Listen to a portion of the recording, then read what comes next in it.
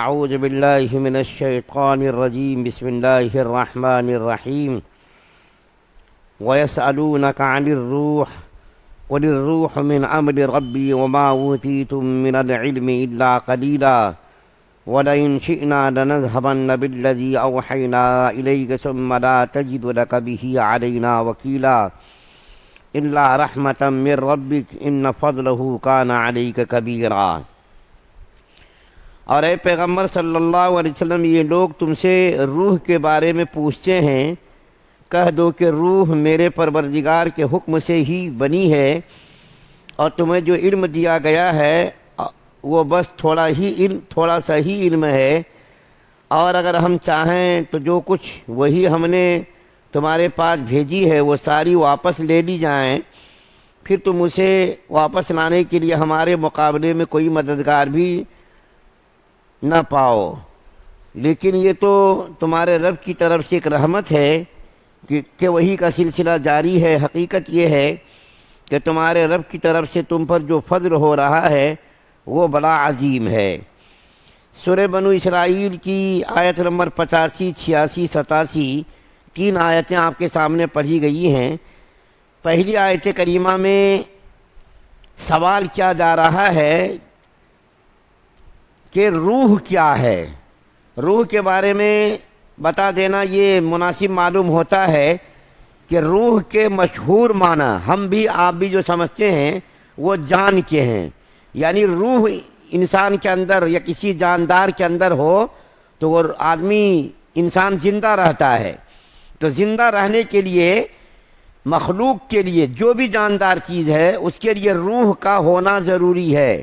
لیکن یہاں روح کے قرآن کے اندر بہت سارے معنی بیان کیے گئے ہیں، اور کئی جگہوں پر قرآن پاک کے اندر روح کا تذکرہ کیا گیا ہے اور الگ الگ معنی کے لیے استعمال کیا گیا ہے۔ ایک جگہ جو ہے روح کا استعمال ہوا ہے حضرت عیسیٰ علیہ السلام کے لیے، روح اللہ۔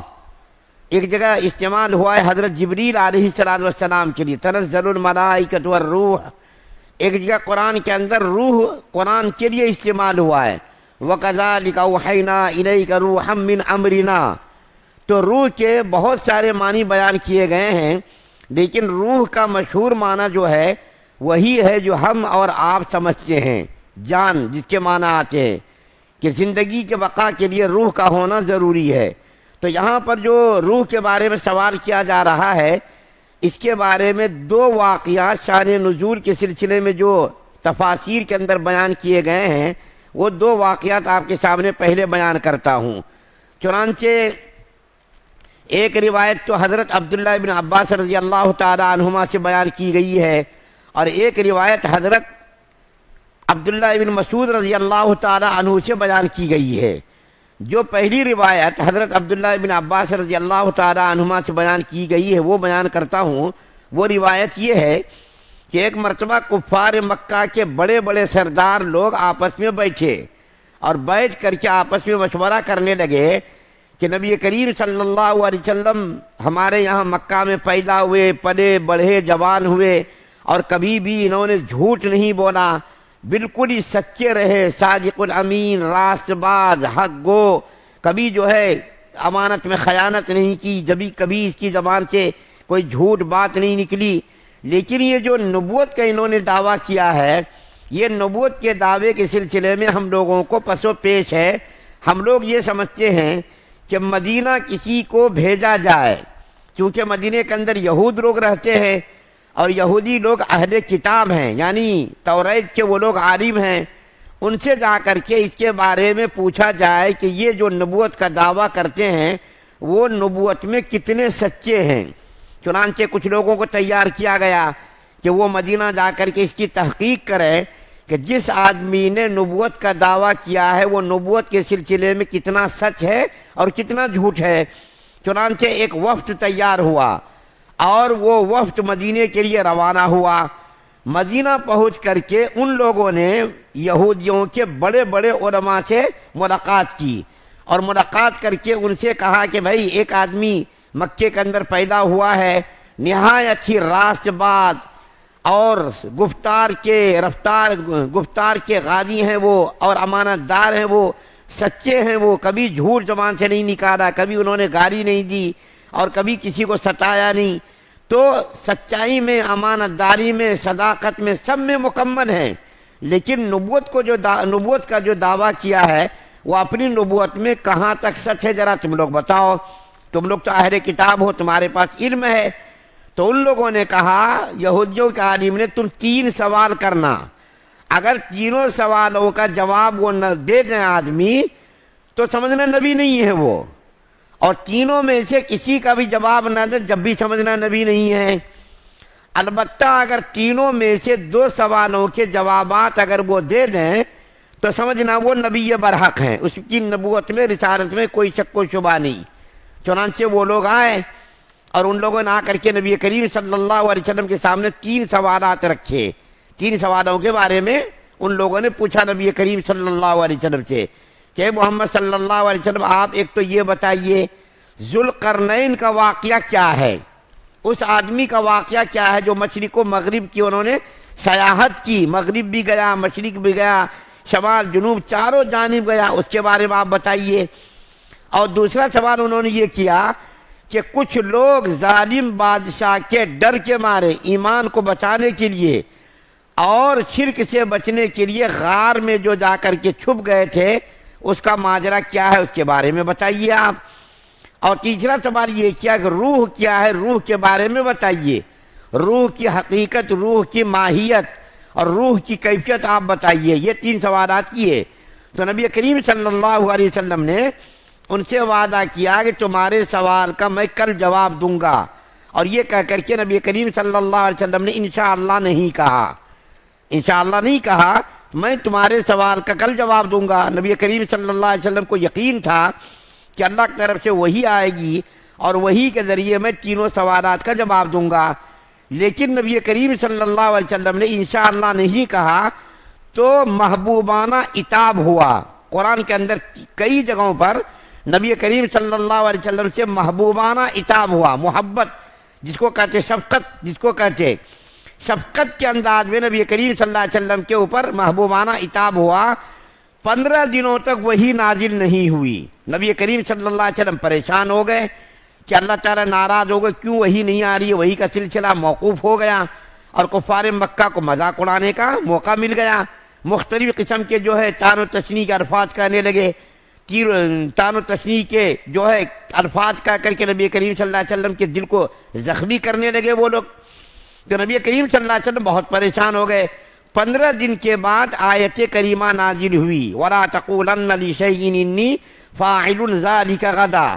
اس کے بعد کی جو سورہ ہے سورہ کہف، اس کے اندر یہ واقعہ انشاءاللہ تفصیل سے بیان کیا جائے گا کہ محمد صلی اللہ علیہ وسلم کسی بات کے بارے میں آپ اگر کسی سے وعدہ کریں تو آپ انشاءاللہ ضرور کہہ لیا کریں۔ کسی چیز کے بارے میں آپ اگر وعدہ کیا کریں تو اس کے ساتھ انشاءاللہ ضرور ملا لیا کریں۔ اور آج بھی ہمارے لیے، آپ کے لیے یہی تعلیم دی گئی ہے کہ کوئی کام اگر جو ہے تاخیر سے کرنے کا کوئی ارادہ ہو تو اس کے ساتھ انشاءاللہ ملا لینا چاہیے، اللہ کی مشیت کو شامل کر لینا چاہیے، کیونکہ ہماری کوئی حیثیت نہیں، کوئی طاقت نہیں۔ اللہ تعالیٰ چاہے تو ہی ہو سکتا ہے، اور اگر نہ چاہے تو نہیں ہو سکتا، اس لیے انشاءاللہ کہہ لینا چاہیے اور کہنا ضروری ہے۔ تو نبی کریم صلی اللہ علیہ وسلم کے اوپر وحی نازل ہوئی، اور اس وحی میں 3 میں سے 2 کا جواب دیا گیا۔ اصحاب کہف کے بارے میں بتایا گیا، جس کا واقعہ سورہ کہف اس کے بعد کی صورت ہے، اس میں تفصیل سے بیان کیا گیا۔ اور اس آدمی کے بارے میں جو مشرق و مغرب کا انہوں نے مشرق و مغرب کا سفر کیا، ذوالقرنین کا واقعہ بیان کیا گیا، جو وہ بھی سورہ کہف کے اندر ہے۔ لیکن تیسرا جو سوال کیا گیا تھا روح کے بارے میں، تو روح کے بارے میں اللہ تعالیٰ نے کچھ بھی جواب نہیں دیا، صرف یہ کہا یہ امر ربی ہے، یہ امر رب ہے، کچھ نہیں کہا۔ کیوں کہ روح کی ماہیت، روح کی حقیقت کے بارے میں زیادہ بتانے سے کوئی فائدہ نہیں، انسانی عقل میں یہ چیز آنے والی نہیں۔ تو اللہ تعالیٰ نے صرف کہہ دیا کہ اے محمد صلی اللہ علیہ وسلم، آپ سے یہ جو روح کے بارے میں سوال کر رہے ہیں، آپ کہہ دیجئے یہ امر رب ہے، یعنی اللہ تعالیٰ کے حکم سے یہ روح وجود میں آئی ہے۔ اور زیادہ اس کی تفصیل نہیں بتائی گئی۔ کیوں نہیں بتائی گئی؟ کہ انسانی عقل اس کے سمجھنے سے قاصر ہے، اور براہ راست اللہ تعالیٰ نے روح کو پیدا کیا ہے۔ چنانچہ علماء نے لکھا ہے کہ دنیا کے اندر جتنی بھی جاندار چیزیں ہیں وہ تمام چیزیں نر و مادہ کے ملنے سے وہ چیزیں پیدا ہوتی ہیں، وجود میں آتی ہے۔ یہاں تک کہ درختوں میں بھی نر و مادہ ہے۔ آج کی سائنس نے تحقیق کر کے اس بات کو ثابت کیا ہے کہ درختوں میں بھی، شجر میں بھی، حجر میں بھی نر و مادہ ہیں، ہم کو معلوم نہیں ہے۔ درخت بھی آپس میں ملنے سے اس کے اندر پھل ہوتے ہیں۔ بہت سارے درخت جو ہے منجر رہتے، اس کے اندر پھل نہیں آتا، جیسا کہ عورتیں جو ہیں بانجھ ہوتی ہیں، جانوروں میں بھی جانور بانجھ ہوتے ہیں، اسی طریقے سے درختوں میں بھی بانجھ ہے درخت، لیکن اس کے اندر بھی نر و مادہ ہے، آپس میں ملنے سے اس کے اندر پھل آتا، پھول آتا۔ آج کی سائنس نے اس کو تحقیق کر کے ثابت کیا ہے۔